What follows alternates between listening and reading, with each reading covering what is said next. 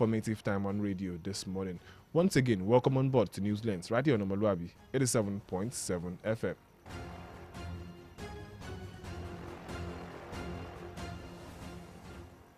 All right, you know how we do it.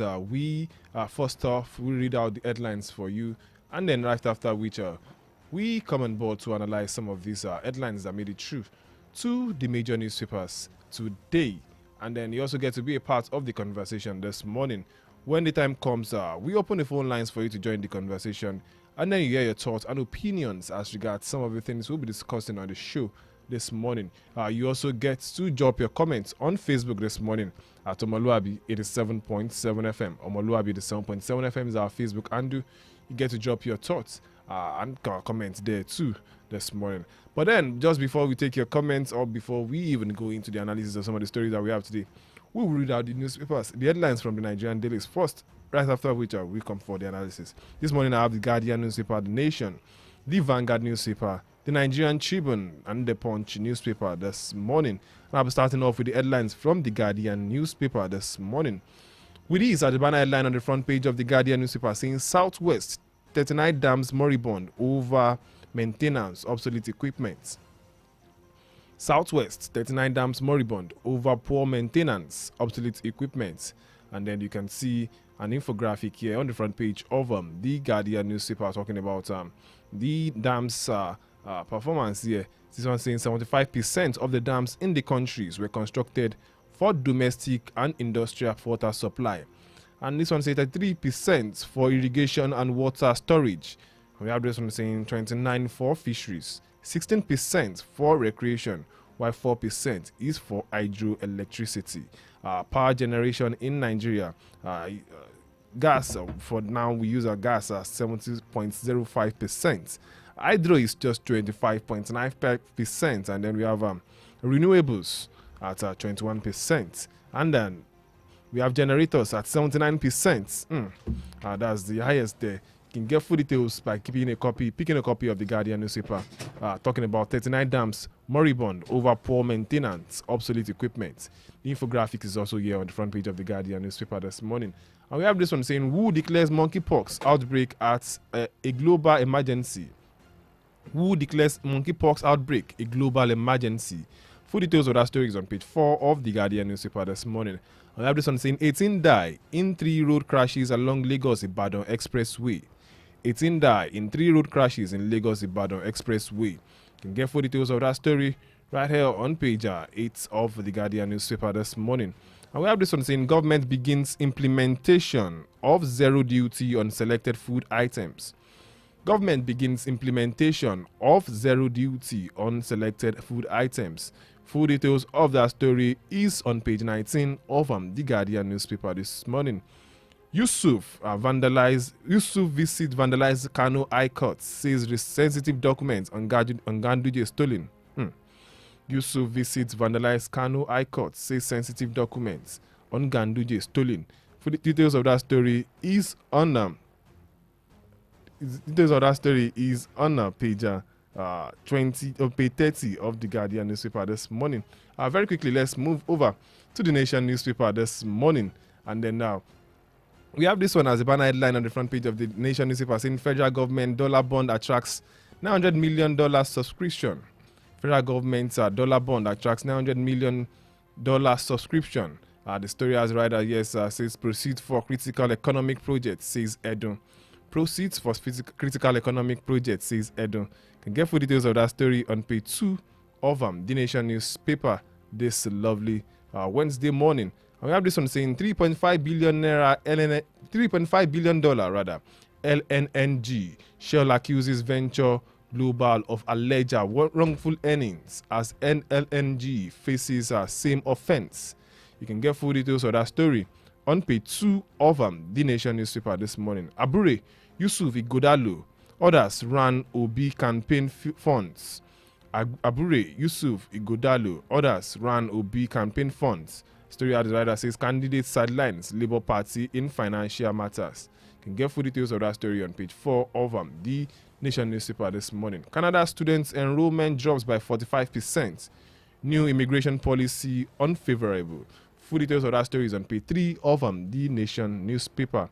this morning. And we have this one still from the Nation newspaper saying, we are winning battle against bandits, oil thieves, say service chiefs. Saying terrorist storages capture imminent. You can get full details of that story on page 4 of the Nation newspaper this morning. Ajaero, no human rights abuse in Nigeria, says presidency. Ajaero, no human rights abuse in Nigeria, says presidency. You can get full details of that story on page 2 of the Nation newspaper this morning. Edo 2024, PDP APC clash over purported plan to make states ungovernable. You can get full details of that story on page 5 of the Nation newspaper this morning.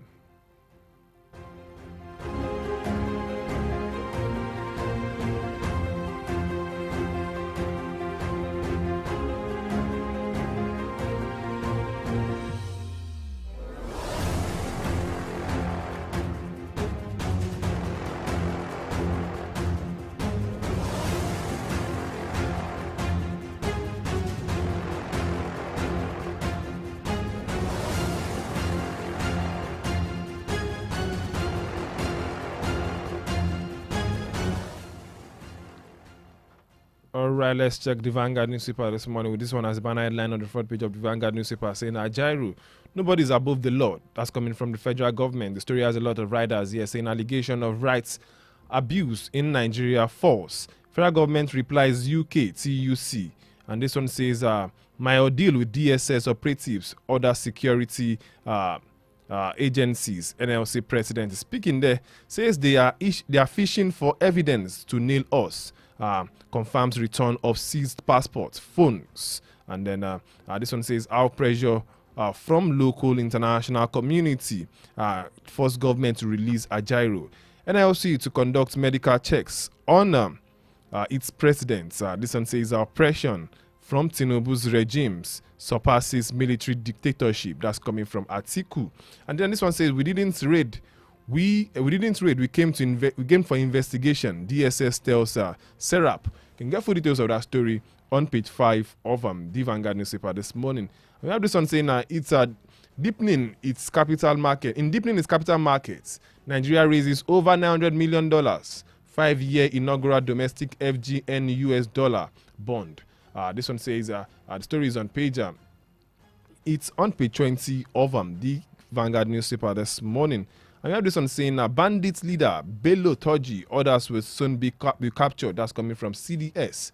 You can get full details of that story on page 12 of the Vanguard newspaper this morning. And this one saying agony as flood wreak havoc in Maiduguri. You can see this sad picture here on the front page of the Vanguard newspaper this morning, talking about flood that wrecked the city of Maiduguri just recently. See people trying to get their way out of this flooded area. See the picture there right there on the front page of the Vanguard newspaper this morning. And then we have this one right here on the sports corner of the Vanguard newspaper saying 45 on this one's in Morocco 2025. Eagles versus WAPS. It's a barren draw in Kigali. Okay, this story is on page 45 of the Vanguard newspaper this morning. And then we have this one from the Nigerian Tribune saying factors that would shape Edo governorship election. This is the banner headline right here on the front page of the Nigerian Tribune saying factors that will shape Edo governorship election. The story, as some writer says, Obaseki, Oshiomhole war. Deputy governors votes banks for deputy governor votes banks for PDP, APC. Edo South Central are battlegrounds. Election win-win for Edo Central. And financial strengths, oratory prowess, personality of candidates to play roles. That story is on page 17 of the Nigerian Tribune this morning. And we have this one saying thousands displaced as a flood wreaks havoc in Maiduguri. Thousands displaced as flood wreaks havoc in Maiduguri. And this one says schools, businesses shut down. Sheu's Palace, teaching hospital, offices, homes, vehicles submerged. And then this one says inmate escape from prison. Animals break free from zoo. Wow. Situation still terrible. That's coming from SEMA. And Tinubu orders NEMA to assist victims. Shetima says flood most catastrophic in three decades. Vows FG to mobilize resources to save affected victims. That story is on page 3 of the Nigerian Tribune this morning. And we have this one saying oil prices drop below $70 per barrel, exerting downfall pressure on Naira. Oil prices drop below $70 per barrel, exerting downfall pressure on Naira. Full details of that story is on page 6 of the Nigerian Tribune this morning. Blame Obi Oti for crisis in PDP. PDP national chairman. You can get full details of that story on page 18 of the Nigerian Tribune. Blame Obi Oti for crisis in Labour Party, rather. Deputy national chairman is speaking there. You can get full details of that story on page 18 of the Nigerian Tribune this morning. And we have this one still from the Nigerian Tribune saying $3.5 billion LNG. Shell accuses Venture Global of alleged wrongful earnings as NNLJ faces same offense. You can get full details of that story on page 6 of the Nigerian Tribune this morning. And we have this one from the Punch newspaper as the banner headline saying Borno Dam collapse. Federal government opens IDP camps as flood submerges 70% of Maiduguri.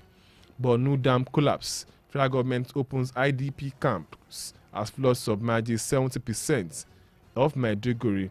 The story as the rider here says inmates escape, thousands displayed. Tinubu NAS. Governors pledge aid as NEMA begins evacuation. Full details of that story is on page 2 of the Punch newspaper this morning. Why NNPC may not lift Dangote petrol on Sunday. Why NNPC may not lift Dangote petrol on Sunday.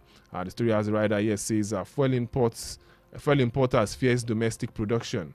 Refiners Association, that's coming from the Refiners Association. They can get full details of that story on page 19 of the Punch newspaper this morning.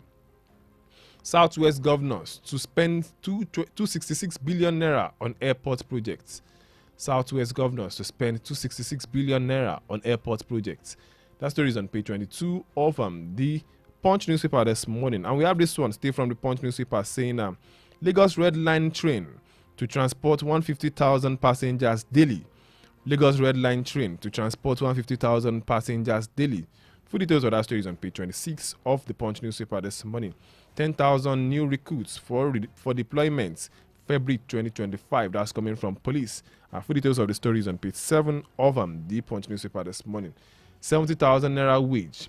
NYSC awaits federal government's directive on new corps pay. You can get full details of that story on page 7 of the Punch newspaper this morning. And let's see here. Edo poll. INEC ready for free fair poll. Yakubu declares. Edo poll. INEC ready for free fair poll. Yakubu declares.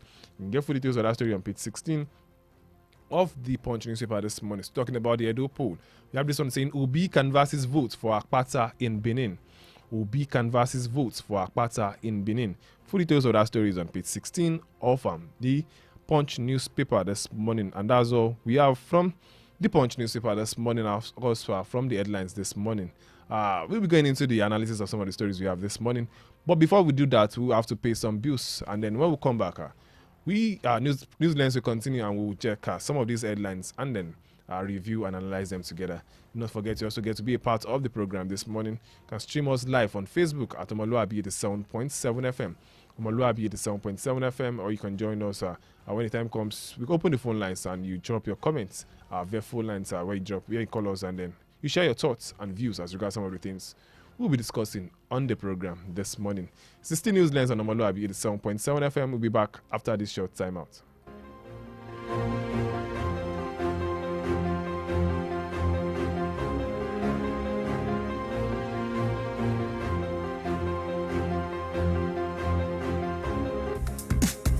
Fresh news, best talk, hot music, where else? On Omoluwabi 87.7 FM.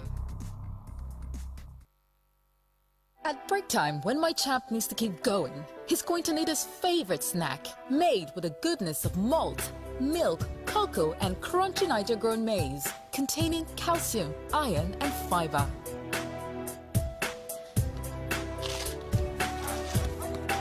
break time is crunch time. So give your chance this delicious crunchy delight to keep them winning all day. Milo and a snack of future champions. Hello? Hello there. I'm at the hospital right now because the kills are seriously ill. I've been on a long queue and the doctor is here to attend to me. I don't know what to do again. You know what? How about the numbers I gave you while leaving? Oh, the e-doctor numbers? Yes. Call them right away. They will attend to you immediately. Hello? Darling, just like magic. Junior is playing. Even Princess is eating like an adult. You know I've told you to calm down. Our family is covered with e-doctor premium plan.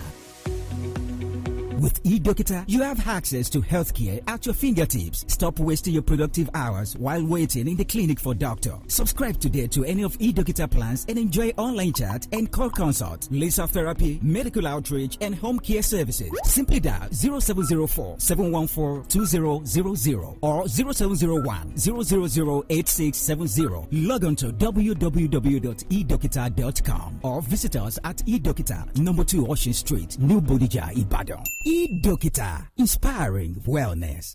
The voice of integrity, omoluwabi 87.7 FM.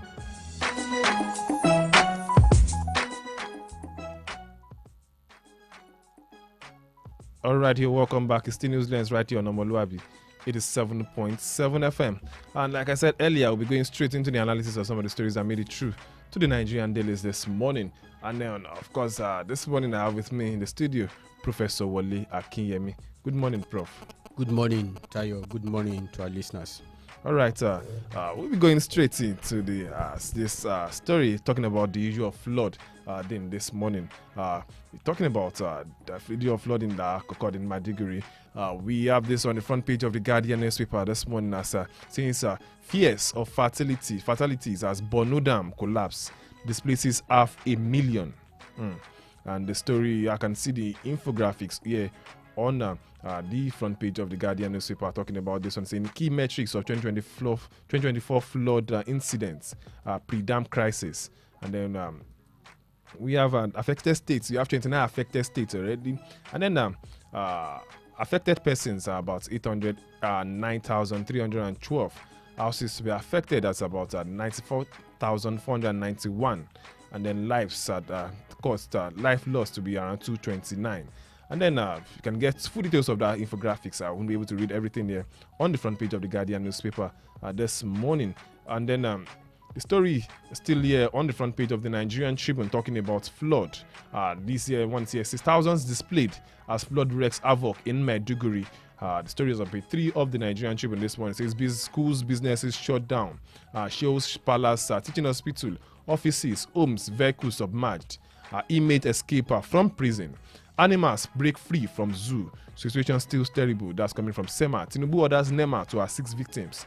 Shetima says flood most catastrophic in 3 decades.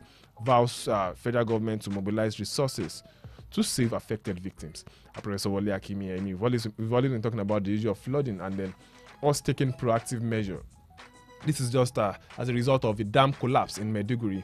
And then we're asking the question, why are we not always up and doing when it comes to maintaining facilities, public facilities in Nigeria? The dam collapse, many have raised the question of what's the federal government doing, what's the Borno state government doing in terms of maintaining dams. Not even in Maiduguri alone. We have it all over Nigeria, all over states in the states of the federation. But then the question we keep asking is, why are we not taking proactive measures? Is it the time we wait until we record casualties before we start taking actions, or what? Professor Wole Akinyemi, what's your take on this? Thank you very much. The problem is attitudinal. In Nigeria, we have a nonchalant attitude towards public infrastructure. In fact, in places where we said we want infrastructure, first-class infrastructure, we are quick to get those infrastructures, but do we have the maintenance culture to maintain the facilities? And I will tell you 2 things are responsible for this. It's not because we don't have people that have the experience and the technical know-how to maintain this infrastructure, but because they deliberately wait until it becomes something that they can award a big contract before they will do simple stitch saves 9 kind of maintenance. And that is something that has permeated every aspect of our work ethic in Nigeria, unfortunately. Look at even the roads. You find out that until small pothole becomes a ditch, nobody will talk about it. Until drainage that can easily be expanded and evacuated, until it becomes something that can result into flood, nobody will do anything about it. Until buildings have collapsed on people, nobody will do anything about it. That has always been the problem with this country. We have been shouting about it, that we should be proactive, not only about flood, but about everything. That is the physical dimension to the problem. But I must tell you, there is the spiritual dimension. The spiritual dimension is when God wants to punish any nation, God will saddle such a nation with irresponsible, wicked leaders. I'm afraid, has it not shocked you that in the southern part of the country, where we are very, very close to the Atlantic, where we are supposed to be suffering the flood, they are now suffering it more in the northern part than in the southern part. The other day, the federal government dispatched a very high level team to the northwest to go and fight bandits. Are they now going to dispatch the Minister of Water Resources to go and fight a flood in Borno State now? What I'm trying to say in essence is that when God is angry with a nation, people should read between the lines. The handwritings are so much on the wall. God is not pleased with this country. So God is not pleased with Nigeria? Absolutely. It's very, very clear. You understand what I'm saying to you now? Because what again today, what do we want God to do for us? God has provided us with abundance of everything, both the fauna and the flora. But we have very, very wicked leadership. You can imagine if our problem is compounded with natural disasters like we have in some of these advanced countries, Nigeria will not be able to cope. But then we are losing innocent lives. We are losing innocent lives. That is the problem, that when the guilty have been punished, the innocent will also go with it. Especially, can't you see children? Can't you see how pathetic the situation in Borno is, where animals are released, very venomous animals? They are now ravaging and attacking people all over the place. Where prisoners are breaking free. Where flood is. I saw the video. So pathetic. Flood getting to the roof level of some top buildings and the rest of it. Professor Wole Akiyemi, many will say, why is God not merciful on children? At this time, innocent children that were killed by this flood. Should God be that angry at Nigerians? Let me tell you this. God has given you wisdom, He has given you intelligence, He has given you everything to do what you need to do. Where you don't do it, you suffer the consequences. Look at Israel, for example, because we all very, very, very much attached to the two. I will use this example of Saudi Arabia and Israel because those are the two nations that have affected our religious persuasion in this part of the world. These people take proactive measure. Flood attacked Saudi Arabia, for crying out loud. Storm attacked even the city of Mecca. But the people took proactive measure. Why is it that they were not sentimental and say that it's a holy ground, God will not touch it?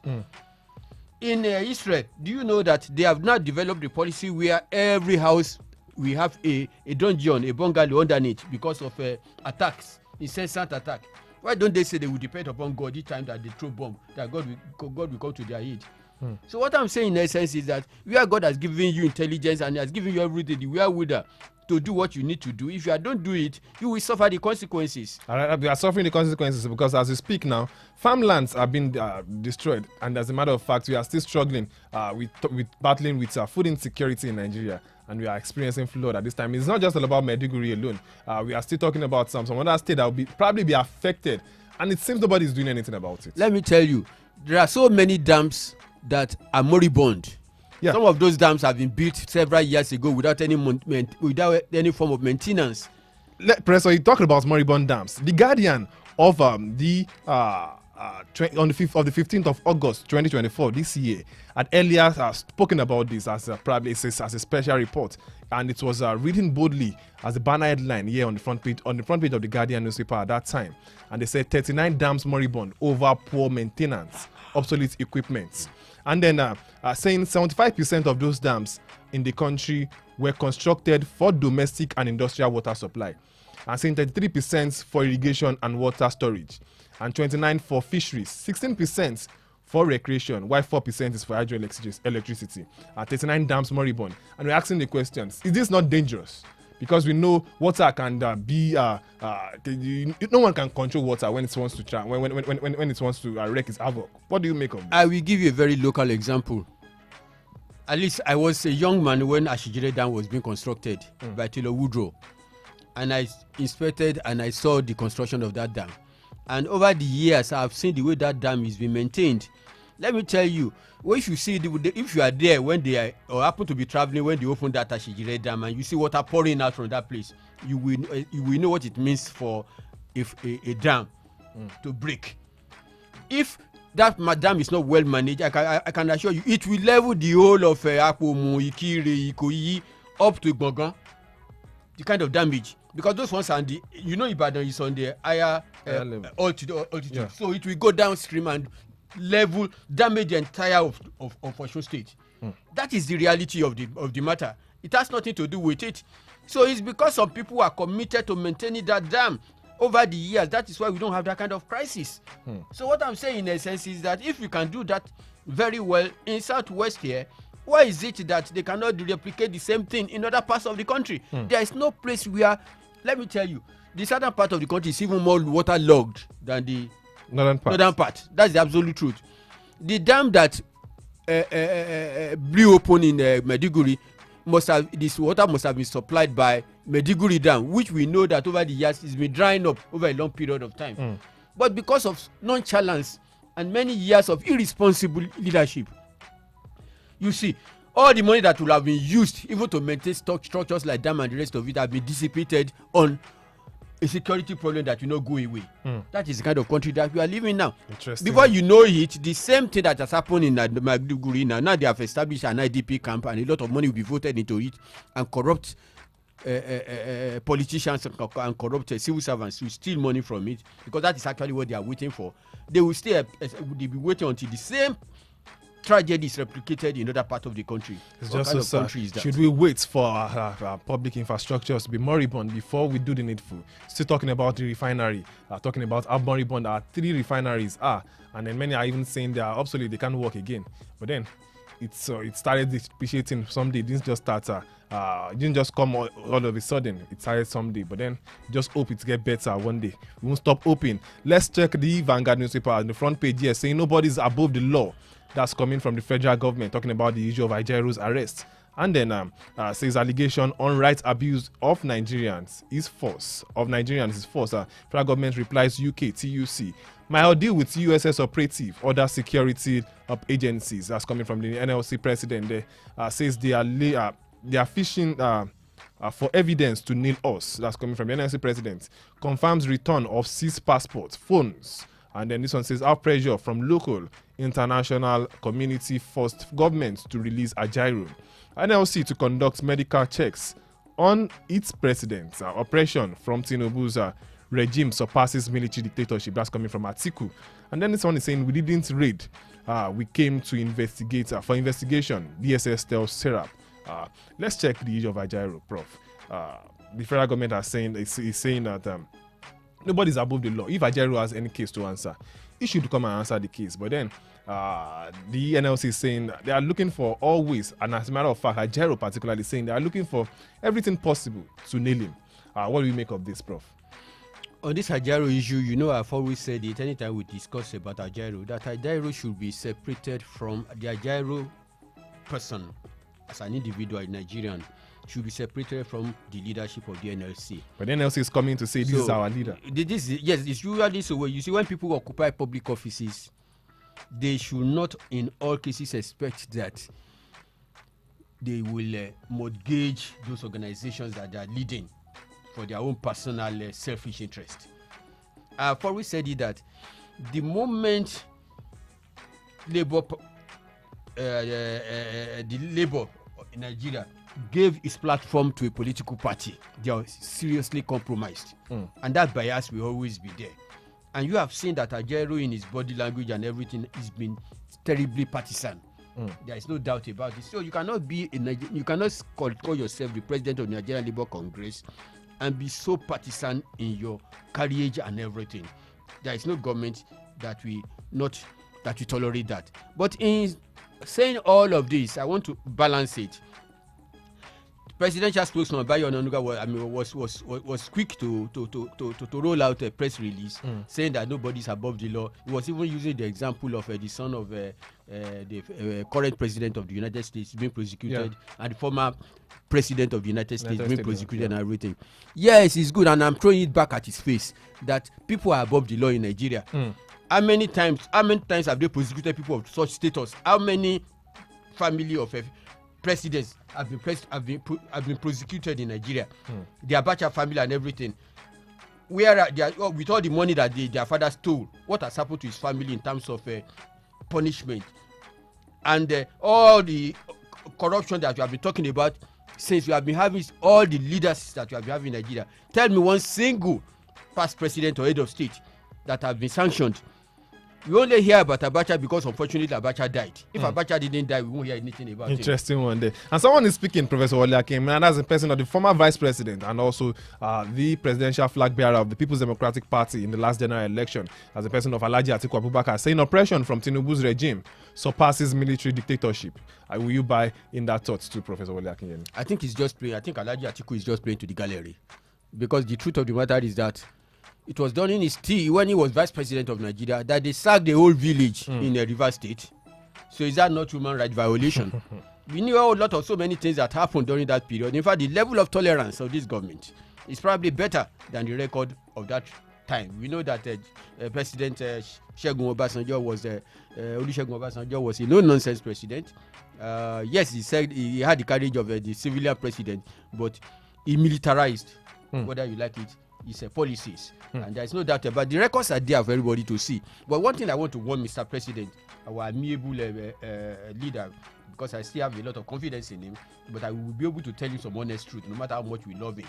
The truth of the matter is that he has positioned himself as a Democrat, and he has paid tremendous sacrifices for democracy in Nigeria. It will be unfortunate if they are not comparing him with Abacha.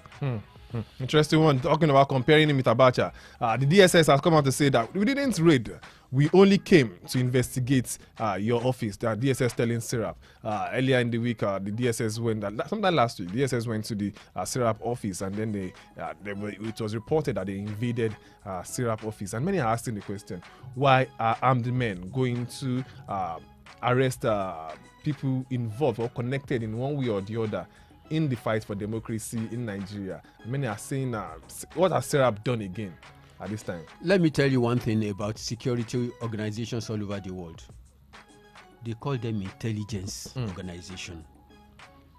I expect them to display a whole lot of cultural and emotional intelligence in their operation. Somebody is going for an international conference, and you know that if you do anything to him, he's going to gain you international opprobrium, and yet you went ahead to do it. That is overzealousness. That's not putting emotional intelligence into play.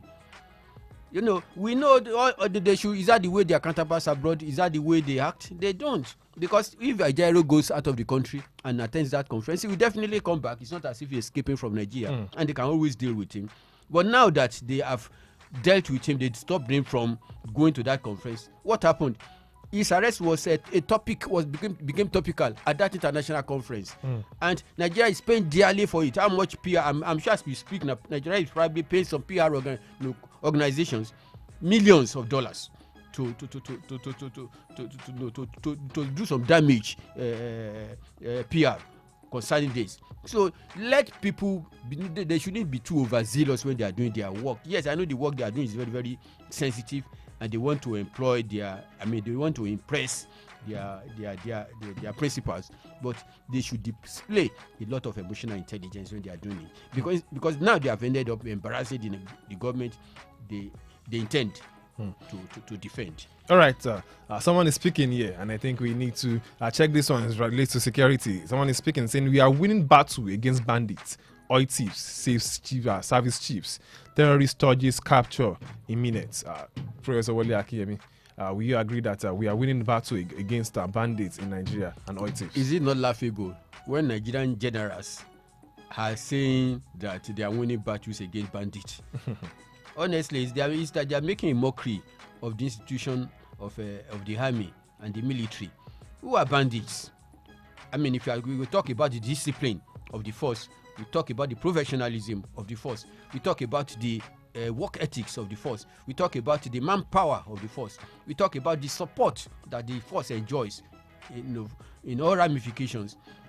They have the wherewithal to defeat bandits. Even let me tell you why we have this issue of banditry where it becomes protectorate is because they enjoy support from the people that are supposed to deal with them. That is the sad situation that you have. I was about asking the question: who are these bandits? Are they so much stronger than our security forces that we've not been able to capture them?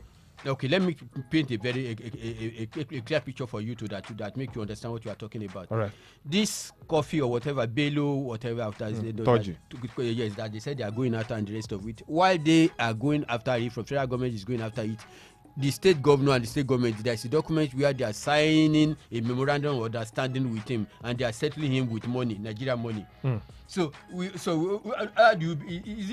why will the policy of federal government be different from the policy of the state government in dealing with banditry? Let me tell you, the big kind of, at the end of the day, and I saw the red pen of the governor signing the thing of that 1.something billion naira approved to be spent on bandits. When they have issues of like dam now and everything, they don't have money on it, that they're spending that kind of amount. Is that discouraging the bandits or encouraging them? Definitely somebody at the back is collecting part of that loot from the bandits. So as we have the bandits that are in the forest, we have the bandits that have occupied government houses too. As a matter of fact, talking about bandits that have occupied government houses too. We discussed on this show some time ago when the former Minister of Education, Obi Ezekweli, talked about the people in power, the real bandits. And I've been pondering on that statement over time. And I've been asking myself the question: are we not all bandits in Nigeria, Prof? What is banditry? Banditry is just another word for a thief. The only thing is that it comes with force. So if you look at it, majority of Nigerians, they have the opportunity, they have this bandit tendency. Look at this fuel scarcity thing that we have now. All the transporters, Okada people, taxi people, motor people and the rest of it, they have hiked the prices about 3-10 times more than even what the value of the oil is. So, and our people are so quick to do that kind of a thing. If there is any government initiative now that we force them to bring down prices, they will not implement that. But if there is one in which they can exploit people, in which they can make life more difficult, we are very, very quick to do that. So what I'm saying is that we all stand guilty of banditry in this country. Interesting one there. You can join the conversation via Facebook this morning. We are streaming live on Facebook at omoluwabi the 7.7 FM. Omoluwabi the 7.7 FM is the handle on Facebook. You can drop your comment there. We're going to read them when we see them. And then you can also join the conversation via studio lines. Let me read out the studio lines, but I won't be able to pick any call now because we're going on a short break now. And when we return, we'll pick your calls and then we read your comments this morning. 07047 007999. 07047 007999. You can also call us on 08053888933. 08053888933. Those are the studio lines to call to be a part of the program this morning. But then we won't be picking calls now. We need to go on a short commercial break. And when we return, Newslands will continue. We'll check one or two more stories and then we'll pick your calls and read your comments on Facebook. Do not go anywhere. Still Newslands right here on omoluwabi 87.7 FM.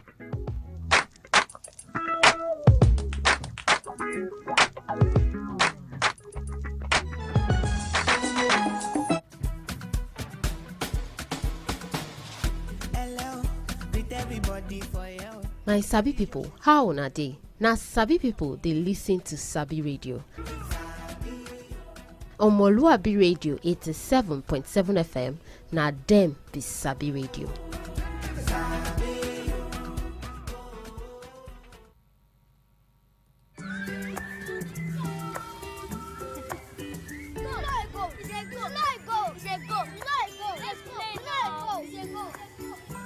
I will show you. Junior, don't do that. Sweetheart, no matter what you do, we show you love. So you can show more love to everyone. Mom, how do you show more love to everyone?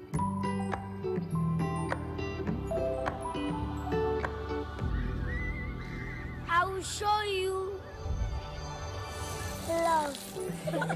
Show some more love today with 4 more packs of your favorite Indomie noodles in Indomitable and Super Pack cartons. Also, each Indomitable pack is now 200 naira, while Super Pack is now 350 naira. So hurry now. Offer valid until stock lasts.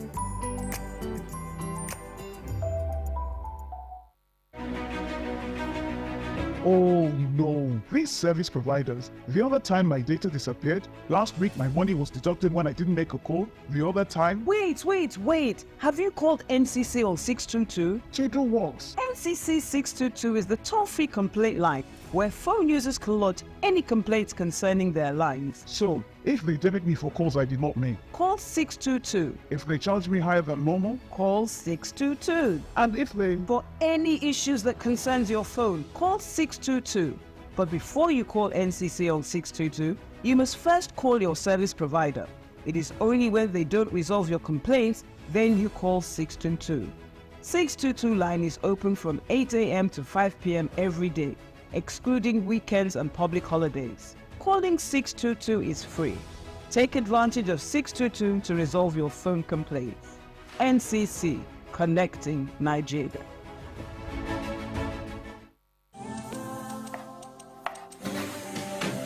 When it's bright and early, get your breakfast right. Then you need all the nutrients that will hold you tight. Then stay in power, you find it all in peak. Every move you make, Peak's got you all the way. And the peak goes on. Power on every morning with our Peak Protein Breakfast to make the most of every day. Peak. Reach for your peak. The voice of integrity on omoluwabi 87.7 FM.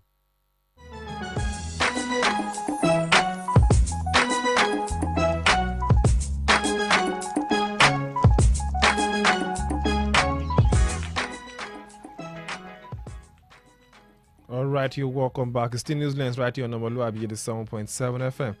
Like I said earlier before we went on that break, I said we'll be picking your calls and then reading your comments on Facebook. Drop your comment at omoluwabi 87.7 FM. Omoluwabi 87.7 FM. You can also call us on 080-5388-8933.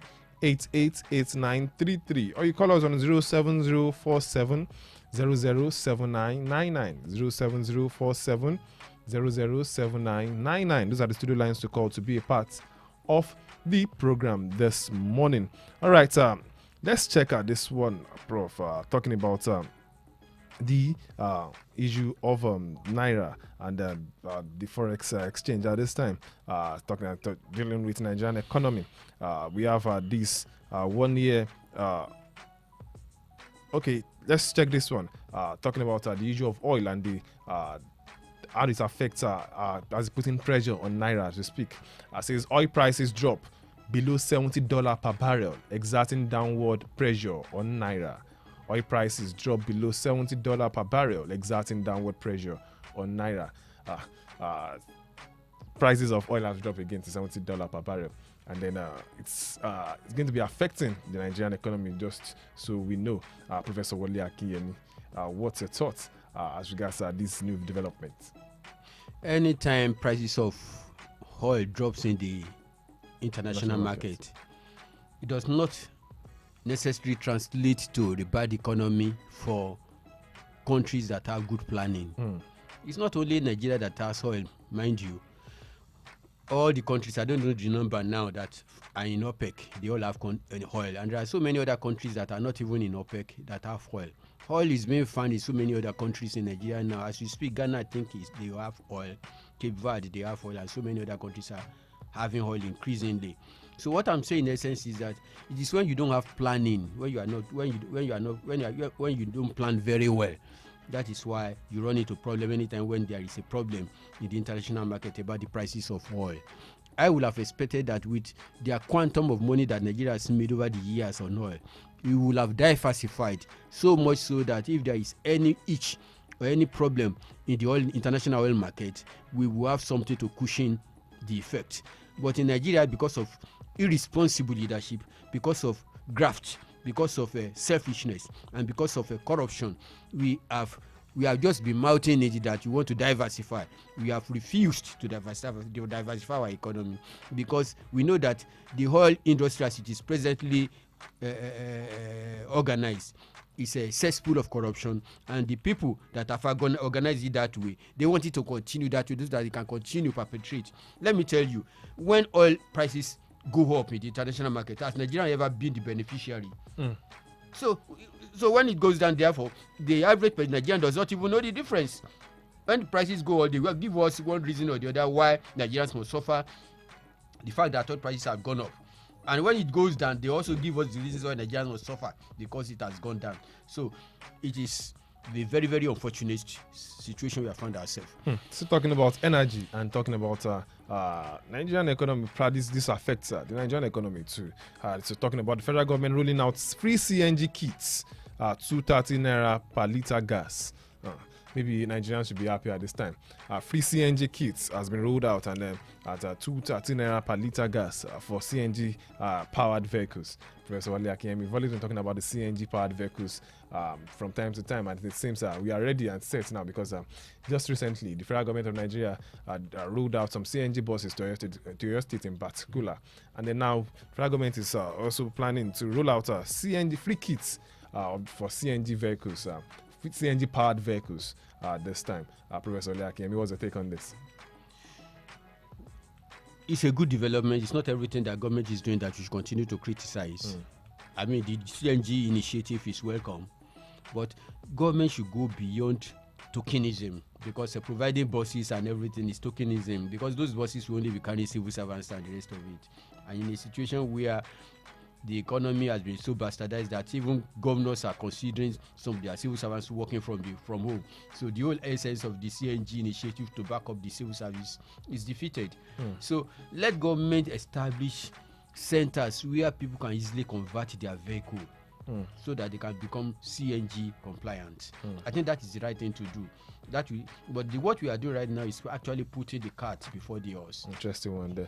Let's see who is there. Hello, good morning. Hello, good morning. Good morning. Your name and where are you calling us from? I'm Bosa calling from Ibadan. All right, please make your point. Yes, I agree with the analyst. Good morning. Yes, sir. I appreciate that point that you just said that the federal government should desist from this tokenism thing, because it is under this current administration that we've been having this palliative token of all sorts from them, and it is not the solution to the hardship they are imposing on Nigerians, but rather they should rise to the occasion. The campaign of Mr. President, as at 2 years back, we felt it was coming with he gave us the impression that he has the solution to all that we are currently experiencing, and he was coming to start bringing solutions at the inception of his administration. But rather, if that is the case, till date. So I just want to hold him. Enough of the tokenism. So you should please work on how Nigerians can have refineries. If we cannot get our functional refineries, then they should make a oil sector privatized, just like we have telecommunication privatized. And things are going easy for Nigerians. Also, they should work more on improving agriculture sector and technology, and invest more on Nigerian youth. We have intelligent and very brilliant youth in Nigeria who can develop this nation. Even these leaders we have in power today, when they were youth, we know the impact they made in Nigeria, and yet they still want to die in power. And they should allow youth to be more resourceful. Thank you. Thank you very much for being a part of the program. You too can join the conversation. The studio lines are still open. 07047 007999 07047 007999. Can also call us on 08053888933 08053888933. Talking about palliatives and just as Prof described it, tokenism this morning. We have this one on the front page of the Guardian newspaper, and the full details of the story is on page 9, saying Abuja residents groan over restricted access to 40,000 naira rice. People are not getting access to get the rice, Prof. And then the federal government is saying they are selling rice at the rate of 40,000 naira to Nigerians, but people are complaining that we are not selling the rice. Let me tell you, the kind of tokenism that Nigerian government is embarking upon now, nations all over the world embark on it when there is a war situation. And it's just something that is supposed to take care of the immediate need. It's never a middle or long-term solution. But the Nigerian government right now, the way they are going, is like they want to make tokenism a tradition, a culture of governance. That is most unfortunate. We are talking about over 200 million people. How many bags of rice do you want to distribute through that kind of channel of tokenism, and you think it will get to everybody? There is no way it can work. Knowing how pervasive the corruption is in this country, that thing will probably go, even if they make it available for 200. Let us assume that they even have, we are 220 million, and they have 220 million bags of rice. And every Nigerian is able to collect a bag. Do you think that he will be able to hit that bag for 1 year? Interesting one there. All right, since that's all we'll be able to take on the program, because Jonathan Ibileke is in the studio already to take us on into the world of sports. We sincerely want to appreciate everyone for being a part of the program this morning. Madam Christiana Adekunle, we'll see you on Facebook. Thank you very much. Good morning to you too. All right, tomorrow is another time when you join me on Newsland. But before tomorrow, you still got to listen to some interesting and great content right here on omoluwabi 87.7 FM. Just like I said, Jonathan Ibileke will be taking us on into the world of sports by say exactly 8 a.m. this morning. Yeah, taking us on into the world of sports. After which Kakakiro will be coming on board at exactly 8:30. Some other interesting content to follow after that period. My name is Oluwatayo Ajiwole. Sincere appreciation to Professor Wole Akinyemi for being a part of the program this morning. Thank you very much. My name is Oluwatayo Ajiwole, and I'm signing out this morning to join you again tomorrow morning on the program Newslands right here on omoluwabi 87.7 FM. Enjoy the rest of your day. Bye bye.